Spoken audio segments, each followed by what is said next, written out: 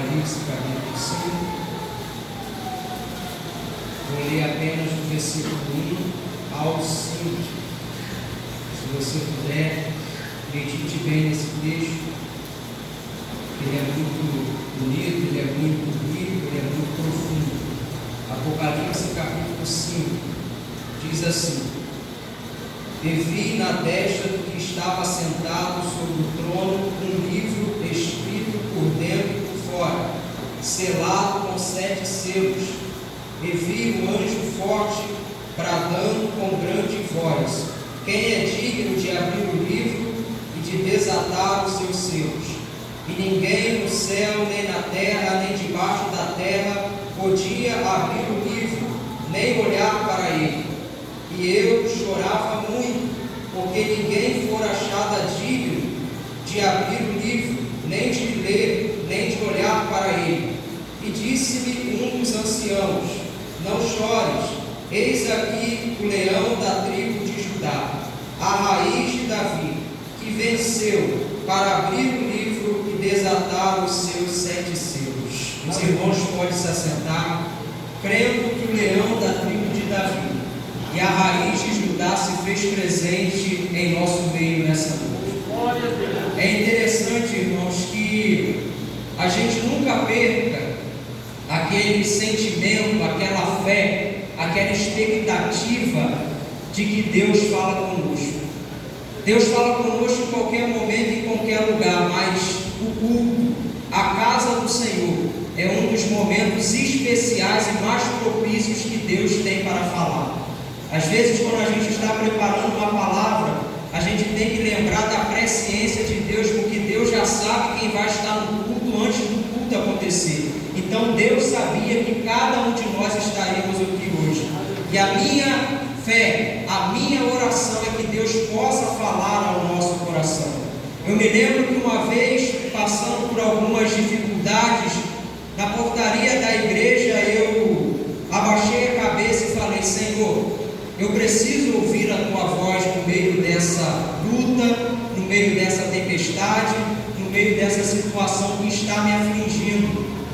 E entrei para ouvir a pregação. Chegou um diácono e me rendeu na portaria, eu entrei para ouvir a pregação. E enquanto o pregador pregava, porque às vezes a luta fica mais difícil porque a gente não ouve a voz de Deus, ele fica em silêncio. Foi a dificuldade de Jó. Ele não ouviu Deus falar nada com ele. Mas quando Deus fala conosco no meio da tempestade, o nosso coração se acalma. E enquanto aquele homem ministrava a palavra, Deus falou ao meu coração. Me lembro que uma vez eu estava participando de um evento missionário, e no final tinha um culto em agradecimento pelo evento. Eu falava com Deus: Senhor, eu quero me lançar totalmente na obra missionária.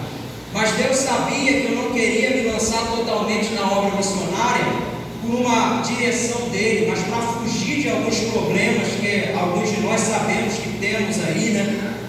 Para fugir de certas até responsabilidades. É interessante, a gente faz a obra fugindo de algumas responsabilidades. E naquele momento do louvor, eu estava ali adorando a Deus, chegou uma pessoa do meu lado e disse assim: Posso orar por você?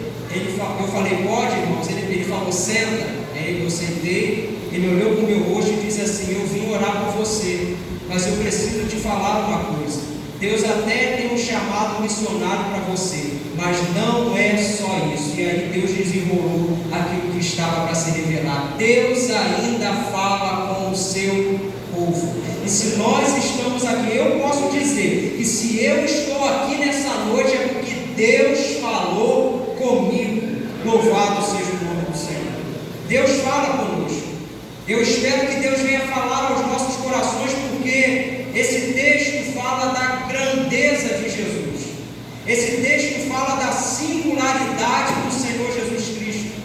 Se a gente ler o capítulo 5 de Apocalipse, me lembro que na semana passada o pastor trouxe uma palavra no capítulo 4, que está muito relacionada ao capítulo 5.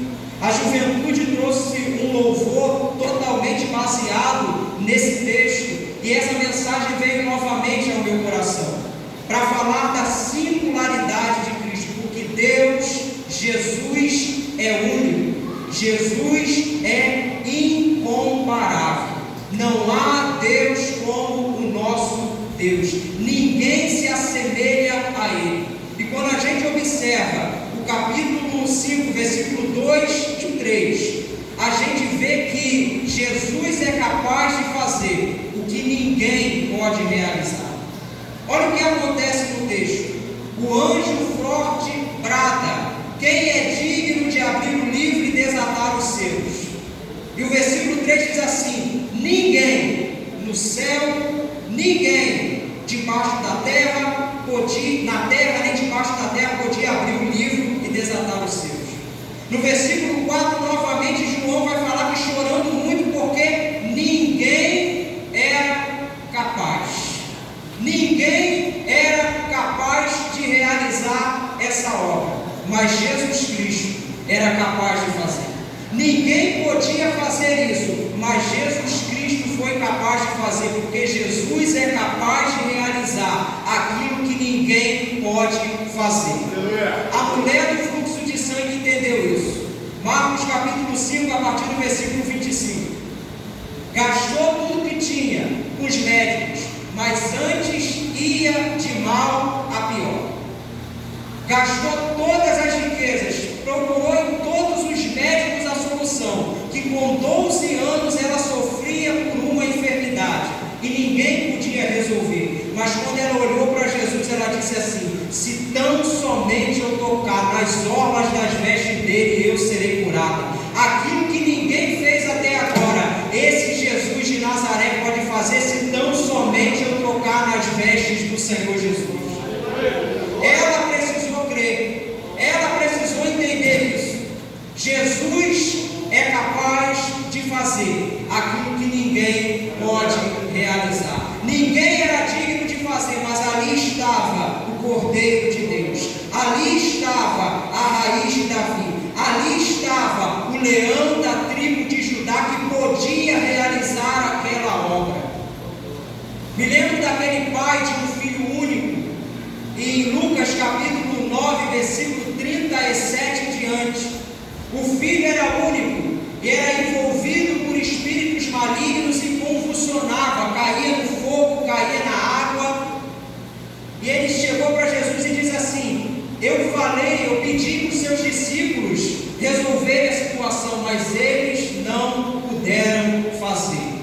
Jesus chama aquele jovem e expulsa aquele demônio. Os discípulos não puderam fazer, mas Jesus foi capaz de realizar. Cuidado quando a gente espera muito dos discípulos. Cuidado quando a gente espera muito das pessoas. Não espere muito de seres humanos falhos e frágeis como eu, como você. Se os discípulos não puderem fazer, Ele pode realizar. Se o irmão em Cristo não pode fazer, Jesus Cristo pode realizar. Se eu ou alguém não teve uma palavra certa no momento da adversidade, Jesus Cristo pode falar com você. Jesus Cristo pode te encher do Espírito. Se alguém não te abraçou, sinta o abraço do Senhor Jesus Cristo, porque é aquilo que ninguém pode fazer, Jesus pode realizar. Louvado seja o nome do Senhor. Quando a gente observa o versículo 4 e 5, João está chorando, porque ali viu-se um problema.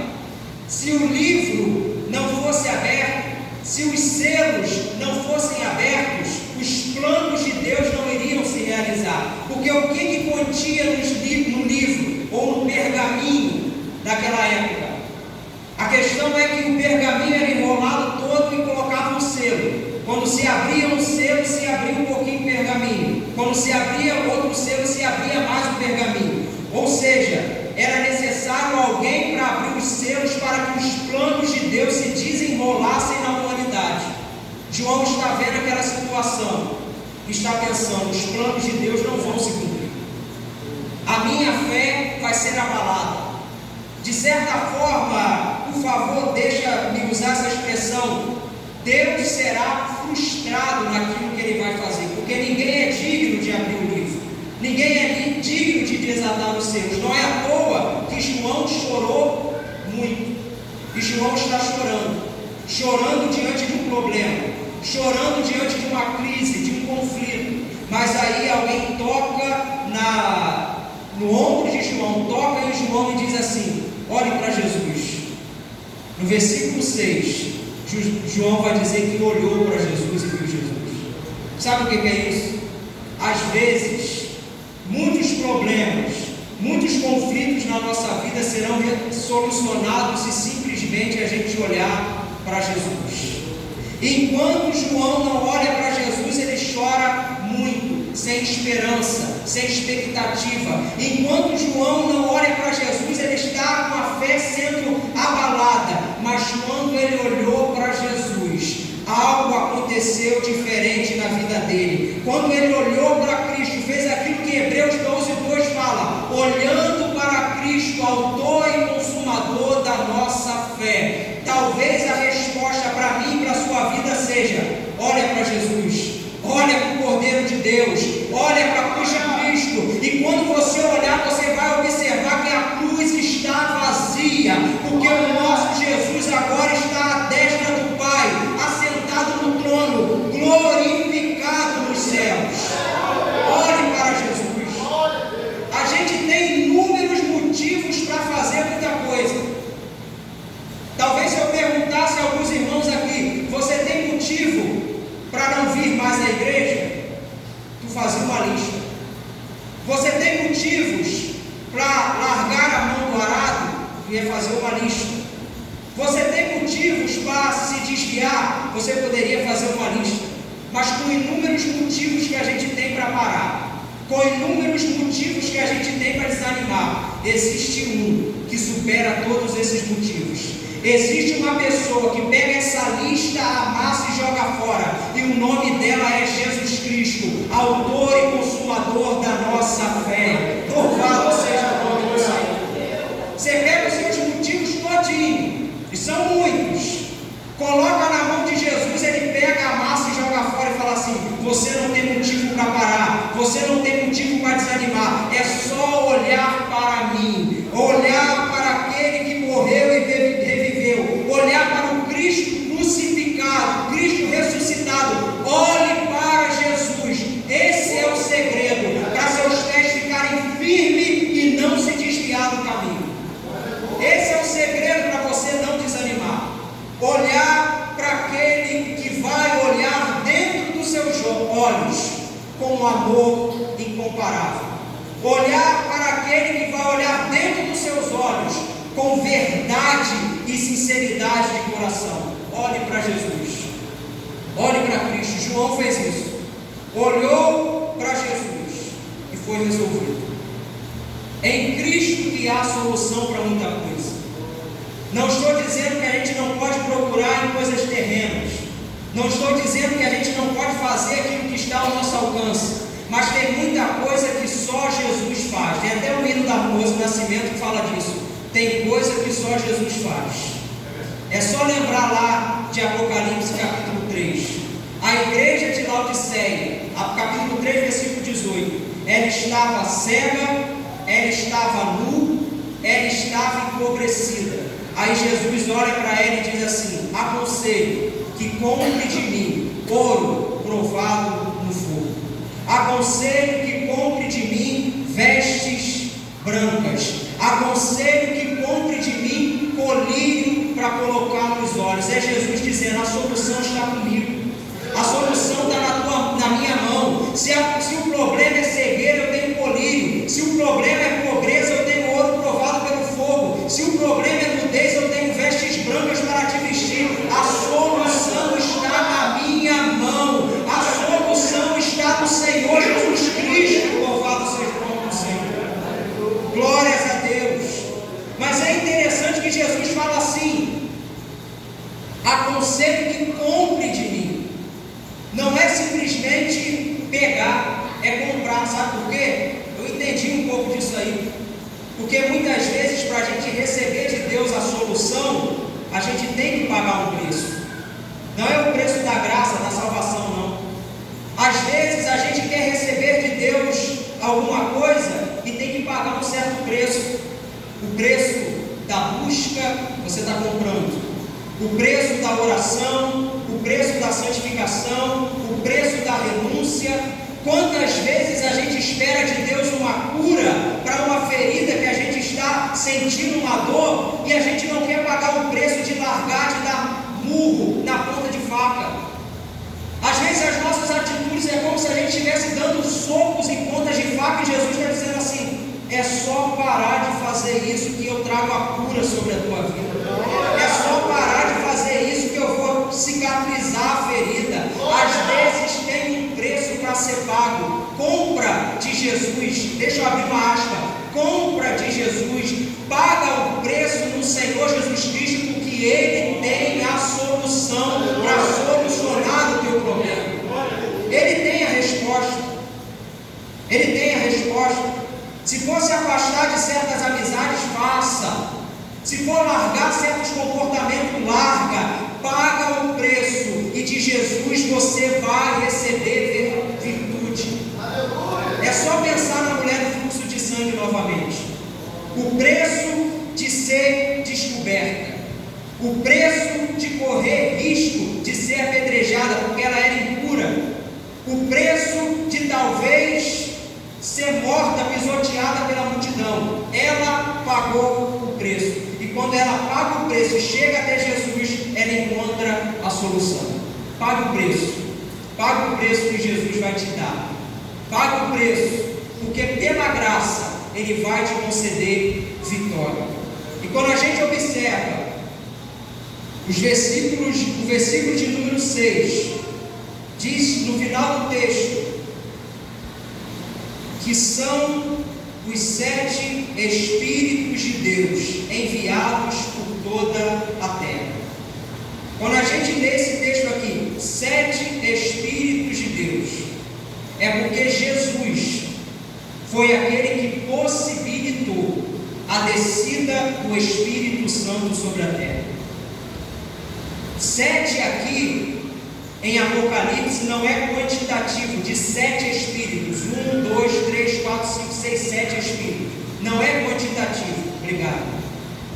Aqui é um 7 de perfeição, de completude, o Espírito perfeito de Deus, o Espírito completo de Deus, que na verdade era o próprio Deus. O Espírito Santo é Deus, foi enviado por toda a terra por causa do Cordeiro que era dito. O Espírito Santo só pôde habitar em nós porque Jesus Cristo fez uma obra. O Espírito Santo só pode fazer morada em nosso coração porque Jesus agiu na nossa vida. É só a gente observar João 7, a partir do 38 e 39. Aquele que crê em mim, como diz as Escrituras, rios de água viva correrão no seu ventre. E isso falava do Espírito Santo que haveria de ser derramado e que não havia sido dado ainda porque Jesus não tinha sido glorificado. Diz o texto. O Espírito Santo não havia descido ainda porque Jesus não tinha sido glorificado. O texto é claro. Era necessário que Jesus fosse glorificado. Era necessário que Jesus morresse para que assim a igreja fosse cheia da presença do Espírito Santo. Foi necessário ele fazer. E é interessante que no texto que o pastor leu, no versículo 16 do capítulo 14 de João, Jesus falou: eu rogarei ao Pai, e Ele vos mandará um Consolador. Jesus pediu, Jesus rogou. Em Lucas capítulo 24, versículo 49, ele orientou, porque ele disse assim: ficai em Jerusalém, até que do alto sejais revestido de poder. Então Jesus orou pedindo o Espírito Santo sobre a igreja. Jesus orientou a igreja de esperar essa promessa. E em Atos capítulo 2, a promessa se cumpriu. Porque a palavra de Deus vai falar que estavam ali reunidos, todos no cenáculo, e de repente o Espírito Santo veio e todos foram cheios do Espírito Santo. Aquela promessa de Joel estava se concretizando. Aquela promessa que Deus tinha feito lá em Joel, que derramaria sobre o teu Espírito, sobre toda a carne, estava acontecendo sobre a igreja. Porque Jesus cumpriu a sua função. Jesus realizou o seu chamado. Você consegue entender a grandiosidade que é ter a presença do Espírito Santo na sua vida. Porque a grande diferença do justo e do injusto não é as vestes, não é a condição social, não é o lugar que frequenta. A grande diferença do justo e do injusto é a presença do Espírito Santo. A grande diferença que Jesus vai olhar quando voltar nas nuvens para buscar a sua igreja é aquele que tem o selo, a marca de propriedade do Espírito Santo. Já declarava o apóstolo Paulo em Efésios que o Espírito Santo é o nosso selo, que o Espírito Santo é o nosso penhor. E se eu tenho fé nisso, eu entendo que na minha vida há um selo, há uma marca, há uma presença essa que eu não posso perder por nada, a presença do Espírito Santo, porque Jesus derramou teu sangue, lavou a casa, preparou o templo para que ele pudesse morar. Louvado seja o nome do Senhor. A igreja tem uma marca, a igreja tem uma presença inconfundível. Jesus é incomparável, porque no versículo de número 9, no final do texto vai falar que ele comprou para Deus homens de toda tribo, língua, povo e nação. 10. Para o nosso Deus o fizeste reis, sacerdotes, e eles reinarão sobre a terra. Olha o que o sangue de Jesus fez. Ele pegou as barreiras geográficas, ele pegou as barreiras culturais, ele pegou as barreiras étnicas, quebrou essas barreiras. E o sangue de Cristo atravessa nações, o sangue de Cristo atravessa a cultura. Para quê? Para pegar pecadores condenados ao inferno e transformar em propriedade de Deus. O texto é claro que diz assim: comprou para Deus. O pecador era condenado ao inferno. O que Jesus fez? Comprou e colocou como propriedade de Deus. O pecador estava destinado à morte eterna. Jesus fez dele sacerdote e rei. Nós nos tornamos sacerdote e rei, propriedade do Senhor, porque o sangue de Cristo nos comprou. Só Ele foi capaz de fazer isso. É interessante que o próprio Pedro teve dificuldade de entender isso em Atos capítulo 10, porque Jesus aparece para um tal de Cornélio, que era gentil, que não tinha raízes judaicas, e Pedro não entendeu. Mas Jesus estava falando com Cornélio: vai até a casa tal que você vai encontrar um homem chamado Pedro. Ele vai vir na tua casa fazer uma oração, te entregar uma palavra. E é lindo porque enquanto Jesus está falando com Pedro, enquanto Jesus está falando com Cornélio, ele também está falando com Pedro numa visão: não torna impuro o que eu purifiquei. É por isso que Pedro aceitou de primeira, porque Jesus já estava trabalhando para que nós gentios pudéssemos ter a mesma presença que estava sobre o povo judeu. Para que hoje a gente pode ver uma coisa linda, uma coisa maravilhosa, quando a gente vê algum culto lá da África, lá de Moçambique, lá do Congo, lá de lugares até muçulmanos, e está lá a igreja adorando. A cultura é diferente, a linguagem é diferente, mas o Deus que está sendo adorado é o mesmo, o Jesus que está sendo glorificado é o mesmo. É interessante que só Jesus vai ser adorado por todas as criaturas. Se a gente ler do versículo 11 ao 14, o versículo 13 vai falar que ouvi toda criatura que está no céu, na terra e debaixo da terra, adorando ao Senhor. Todas as criaturas adorarão a Deus. Todas as criaturas reconhecerão Jesus como o único e suficiente Salvador. Aí tu diz assim: e o ateu? E os que adoram outras religiões? Quando é que essa adoração universal vai acontecer? É só você ver Apocalipse capítulo 1, versículo 7. Eis que vem o Cordeiro nas nuvens, e e todo olho verá, até aqueles que o transpassaram. Quando Jesus estiver voltando nas nuvens, todos vão ter que reconhecer que Ele é o Senhor. Porque a palavra de Filipenses capítulo 2, versículo 9, não pode ser mentirosa, que diz que Deus o exaltou soberanamente e deu o nome que está acima de todo nome, para que ao nome do Senhor Jesus se prostre todo joelho no céu, na terra e debaixo da terra. E o versículo 11 vai dizer: e toda língua confessará que Jesus Cristo é o Senhor. Toda língua confessará. Quando Ele estiver voltando das nuvens, até o ateu vai ter que dizer: realmente, esse Jesus que era adorado lá naquela igreja é o Cristo. Realmente, esse Jesus que era pregado é o Cristo. Realmente, esse Jesus que foi morto na cruz do Calvário era o Deus encarnado que estava em nosso meio. Todos reconhecerão que Jesus Cristo é o Senhor e Salvador da nossa vida. Mas é lindo porque enquanto os que não adoram hoje, enquanto os adoradores em espírito e em verdade estão na terra, enquanto alguns não entendem isso hoje, há um povo que se engloba naquilo que Jesus falou para Tomé: bem-aventurado aquele que não viu e creu. A gente não viu Jesus voltar nas nuvens, a gente nem viu Jesus andar na terra, mas a gente crê. A gente não viu Jesus curar coxo, a gente não viu Jesus curar cego, mas pelos olhos da fé eu tenho convicção que isso aconteceu.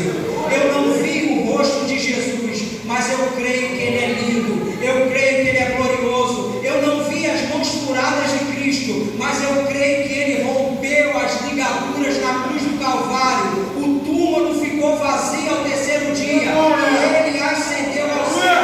Nós não vimos, mas cremos. E os adoradores em espírito e em verdade que adoram hoje, a igreja que cultua hoje, não vai ver Jesus nas nuvens.